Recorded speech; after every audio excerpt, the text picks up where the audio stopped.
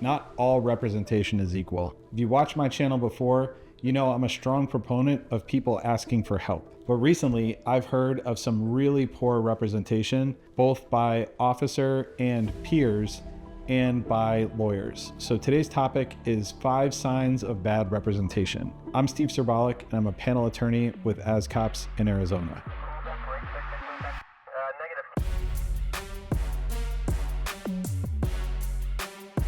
First, this is a common one. An officer is either facing an IA interview or was involved in a critical incident. And when they tell their story for the first time to a lawyer or to a representative, the rep just says, "Sounds good," no feedback. This is terrible. No one articulates things perfectly the first time that they're putting their thoughts together. I know I don't.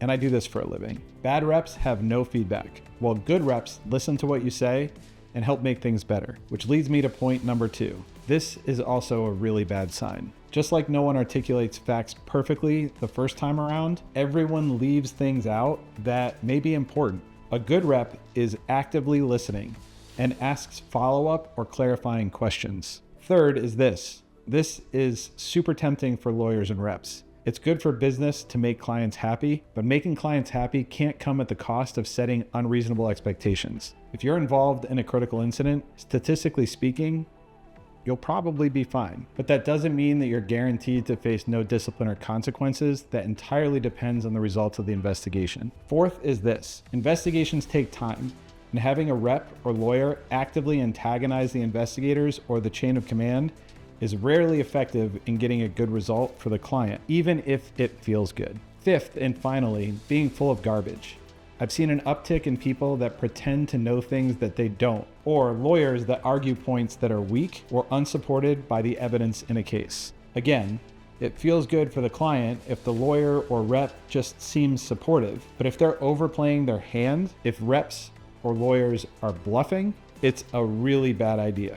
So now, think about those bad representation points and flip them on their head. Good representation involves these key principles. 1.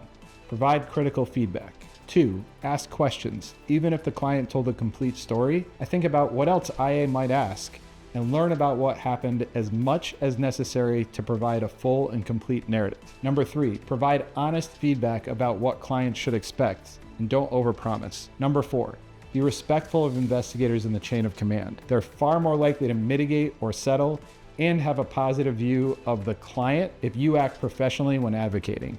And number 5, know your case and don't overplay your hand. ASCOPS works hard to provide quality representation to our members. If you end up in trouble, ask for help. If you have any questions or comments, please leave them down below. Don't forget to like, follow, and turn on notifications. It really helps the channel reach more officers. Be on the lookout for new videos. They come out every Sunday at 5:30 p.m. Arizona time. I'm Steve Serbalik. Thanks for watching and stay safe out there. Call back, negative.